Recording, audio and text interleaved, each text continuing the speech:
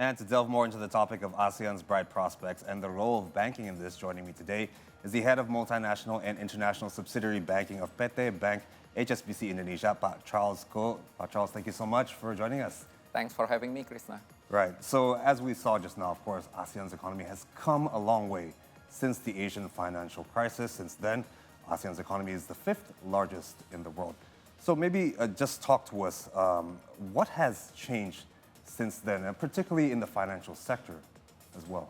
Right. I think when we look at this region, this is the region that has grown way above the other region in the world and will continue to do so. And there are three reasons behind that, what I would like to refer as 3D. First, this region is booming with pretty much demographic dividends, meaning a very young population, rising middle income. And the second of all, pretty much the digital adoption that came into the market in the accelerated manner. And this market is also very dynamic, which come at the last D itself, right? When we look at this, each country in the ASEAN market has gone through a transformation journey.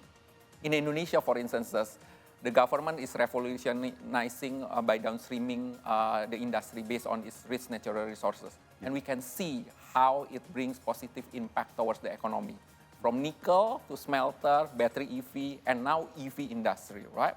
And then in other ASEAN markets, similar trend is happening.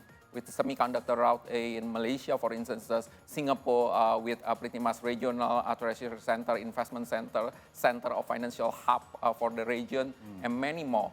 Of course, it calls for opportunity. As a matter of fact, in terms of our house view for this year, we expect the ASEAN region will grow by 4.6% from GDP perspective, and three markets, namely Indonesia, Vietnam, and Philippines, will go above 5%.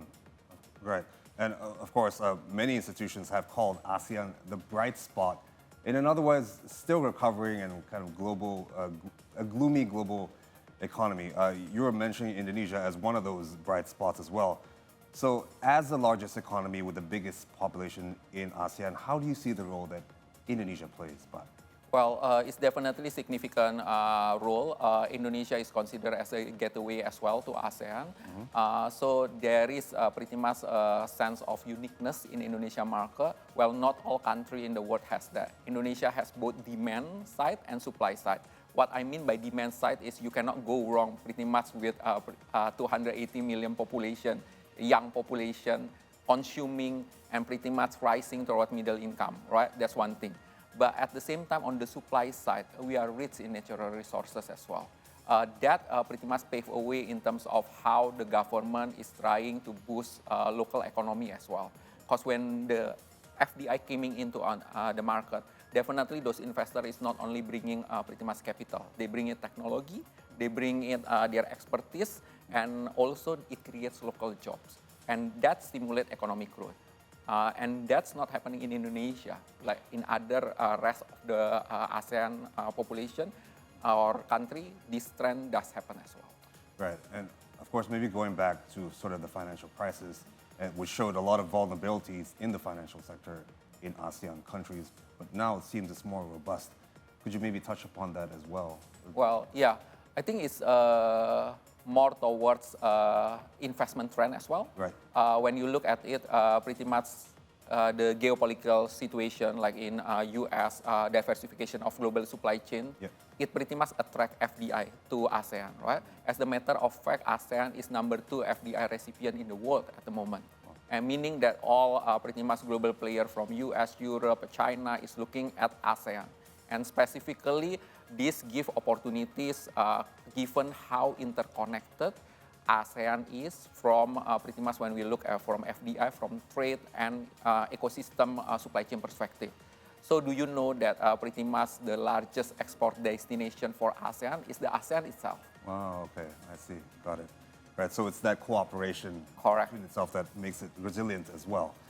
Right, so talking about resiliency and opportunity and potential, of course, also the digital economy has great potential in ASEAN. And I know that HSBC, they're focusing on that through its ASEAN Growth Fund, which is supplying, if I'm not wrong, $1 billion to scale up digital economy businesses in Southeast Asia. So tell us more in detail about that. What kind of businesses are you supporting? How are you supporting it? How are you deploying those funds? And what kind of sectors? Just tell us more about it. Sure. I think I would like to first touch in terms of ASEAN digital economy, in terms of opportunity. Yeah. This is what we expect in terms of GMV or market value of more than 200 billion by 2025, right? So it's massive. And HSBC across ASEAN market, the way we position ourselves is the leading international bank in the region. Definitely, digital economy is one of the sector. And one way to support that particular sector is to do our role in terms of promoting and supporting those tech startup company that has pretty much good business plan, but they are lacking of capital in terms of scaling up their businesses across the region, right?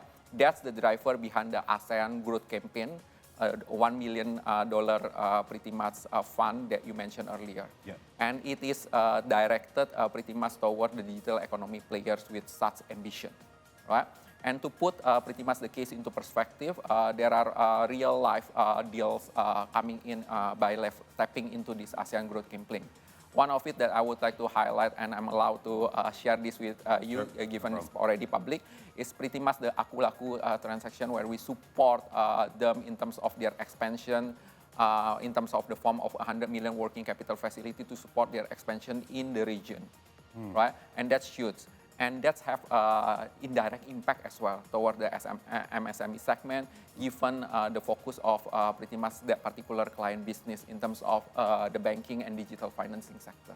Right. Of course, that's great because startups and maybe the digital economy businesses, their risk profile is higher, greater. So maybe, as you mentioned, getting capital and getting funds is more difficult. But of course, digital economy is important, especially for Indonesia as well, because according to the Google Temasek and Bain report, the value of Indonesia's digital economy is forecasted to grow to $109 billion Correct. by 2025, which is next year. 50% of the ASEAN, right, I mentioned earlier. So Right. It's massive. It's huge. It's huge, the potential. And that's great comment that you make in terms of course, this tech company, the way you assess that from credit perspective needs to be totally different from what we conventionally do in terms of credit assessment model, right? Yeah. Because their business is totally different, and that's pretty much one of the area that we are trying to address via the ASEAN Growth Campaign.